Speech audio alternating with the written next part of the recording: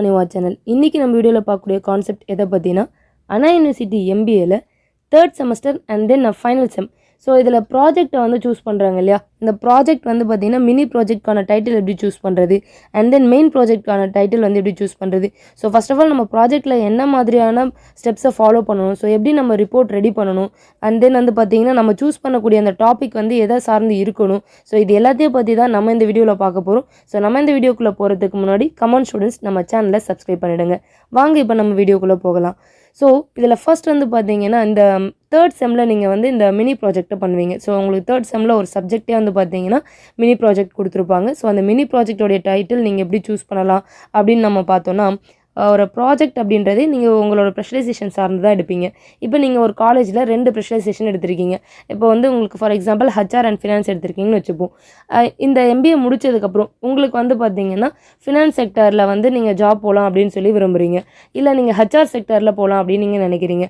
So அப்போ உங்களுக்கு ஒரு இன்டர்வியூவில் வந்து கேட்பாங்க, நீங்கள் வந்து மெயின் ப்ராஜெக்ட் வந்து எதில் பண்ணீங்க அப்படின்னு சொல்லும்போது, மெயின் ப்ராஜெக்டை பொறுத்த அளவில் நீங்கள் வந்து ஒரு 90 டேஸ்க்கு பண்ணியிருப்பீங்க. மினி ப்ராஜெக்ட் வந்து பார்த்தீங்கன்னா ஒரு 1 மந்த் 30 டேஸ்க்கு நீங்கள் பண்ணியிருப்பீங்க. அப்படி இருக்கும்பொழுது ஸோ உங்களுடைய அந்த ப்ராஜெக்ட் டைட்டிலை சூஸ் பண்ணியிருப்பீங்க இல்லையா? நீங்கள் எந்த ஜாப்க்கு போகலான்னு நினைக்கிறீங்களோ அதை வந்து 6 செமஸ்டர் டியூரேஷன், அதாவது அந்த 4th செமஸ்டரோட டியூரேஷனுக்கு நீங்கள் எடுத்துக்கோங்க. அந்த 4th செமஸ்டரில் இருக்கக்கூடிய 6 மந்த் அப்படின்ற மாதிரி. ஸோ அதில் வந்து நீங்கள் 90 டேஸ் அப்படின்றத தான் நீங்கள் பார்ப்பீங்க. ஸோ அப்போ நீங்கள் என்ன பண்ணுறீங்கன்னா 90 டேஸ்க்கு வந்து வர மாதிரி உங்களுடைய மெயின் ப்ராஜெக்டை சூஸ் பண்ணுங்கள். மினி ப்ராஜெக்டை பொறுத்தவரை இப்போது நீங்கள் HRல வந்து போகிறீங்கன்னா மெயின் ப்ராஜெக்டில் அதை சூஸ் பண்ணிவிடுங்க. ஃபினான்ஸை வந்து பார்த்தீங்கன்னா மினி ப்ராஜெக்டில் பண்ணுங்கள். ஸோ இதை நீங்கள் எப்படி பண்ணலாம் அப்படின்னு சொல்லி பார்ப்போம். ஸோ இந்த ப்ராஜெக்ட் எடுத்துக்கிட்டீங்க அப்படின்னா மெயின் ப்ராஜெக்ட்லையும் சரி மினி ப்ராஜெக்ட்லையும் சரி நீங்கள் ஃபஸ்ட்டு ஸ்டெப்பை ஃபாலோ பண்ண வேண்டியது என்னென்னா, உங்களுடைய போனஃபைட் சர்டிஃபிகேட்டை உங்கள் காலேஜ்லேருந்து நீங்கள் கலெக்ட் பண்ணிப்பீங்க.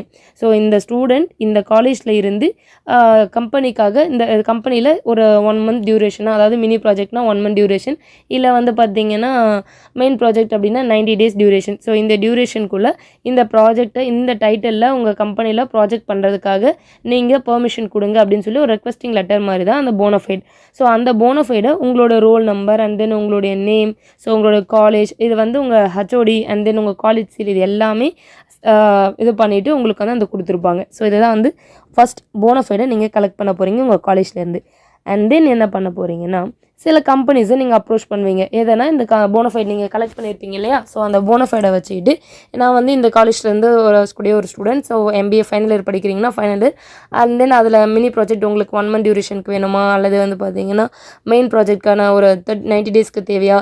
ஸோ இதை வந்து நீங்கள் அப்ரோச் பண்ணி அவங்கக்கிட்ட உங்களுக்கு போனஃபைடை மென்ஷன் பண்ணியிருக்க டேட் அண்ட் தென் என்ன பண்ணலாம் அப்படின்னு சொல்லிட்டு நீங்கள் அவங்களோட டிஸ்கஸ் பண்ணுவீங்க. ஒன்ஸ் அவங்க நீங்கள் இந்த கம்பெனியில் ப்ராஜெக்ட் பண்ணுங்கள் அப்படின்னு சொல்லிட்டு உங்களுக்கு வந்து அப்ரூவல் கொடுத்துட்டாங்க. அண்ட் தென் உங்களுடைய ப்ராஜெக்ட் டைட்டிலுமே கேட்பாங்க, நீங்கள் HRல பண்ண போகிறீங்களா இல்லை ஃபினான்ஸில் பண்ண போகிறீங்களா, இல்லை ஈவன் இப்போ நீங்கள் ஒரு மார்க்கெட்டிங் இல்லை வந்து பார்த்தீங்கன்னா பிஸ்னஸ் அனலிட்டிக்ஸ் அந்த மாதிரினா என்ன டாபிக் பண்ண போகிறீங்களோ அந்த டாபிக் அங்கே அவைலபிளா அப்படின்றது நீங்கள் வந்து தெரிஞ்சுப்பீங்க. ஸோ தெரிஞ்சுட்டு உங்களுக்கு அவங்களும் வந்து உங்களை அப்ரூவல் பண்ணுறாங்களா அப்படின்றதும் இருக்குது.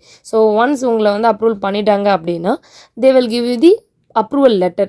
ஸோ அந்த அப்ரூவல் லெட்டரை நீங்கள் என்ன பண்ணணும்னா, உங்கள் காலேஜில் நீங்கள் உங்களை வந்து பார்த்தீங்கன்னா ஓகே இந்த ஸ்டூடெண்ட் இந்த காலேஜ்லேருந்து வந்தக்கூடிய இந்த ஸ்டூடெண்ட்ஸ் இவங்க வந்து ப்ராஜெக்ட் வந்து எங்கள் கம்பெனியில் பண்ணலாம். ஸோ மினி ப்ராஜெக்ட்லனா மினி ப்ராஜெக்ட்னு சொல்லி அந்த அக்செப்டன்ஸ் லெட்டரில் கொடுப்பாங்க. இல்லை வந்து பார்த்தீங்கன்னா மெயின் ப்ராஜெக்ட்னா மெயின் ப்ராஜெக்டோடைய டைட்டில் போட்டு அந்த டியூரேஷனை போட்டு உங்களுக்கு கொடுப்பாங்க. ஸோ இதை நீங்கள் வாங்கிட்டு உங்களுடைய இன்டர்னல் கைடு இருப்பாங்க இல்லைங்களா? ஸோ உங்கள் காலேஜில் உங்களோட ப்ராஜெக்ட் டைட்டிலை யார் ரிஜிஸ்டர் பண்ணி உங்களை மெயின்டைன் பண்ணிட்டு வராங்களோ, அது உங்கள் கிளாஸ் அட்வைசராக இருக்கலாம், இல்லை உங்களுக்குன்னு சொல்லி கைடு வந்து அலோகேட் பண்ணியிருப்பாங்க உங்கள் டிபார்ட்மெண்ட்டில். ஸோ அவங்க தான் வந்து பார்த்தீங்கன்னா உங்களுக்கு இன்டர்னல் கைடு. இப்போ எக்ஸ்டர்னல் கைடு அப்படின்றவர் இந்த இடத்துல யாருன்னு பார்த்தீங்கன்னா, உங்களுக்கு இந்த ப்ராஜெக்ட்டில் கைடன்ஸ் கொடுக்க போகிறாரு இல்லையா அந்த கம்பெனியில், ஸோ அந்த கம்பெனியில் கொடுக்கக்கூடியவர் தான் வந்து பார்த்தீங்கன்னா எக்ஸ்டர்னல் கைடு அப்படின்ட்டு சொல்லுவாங்க.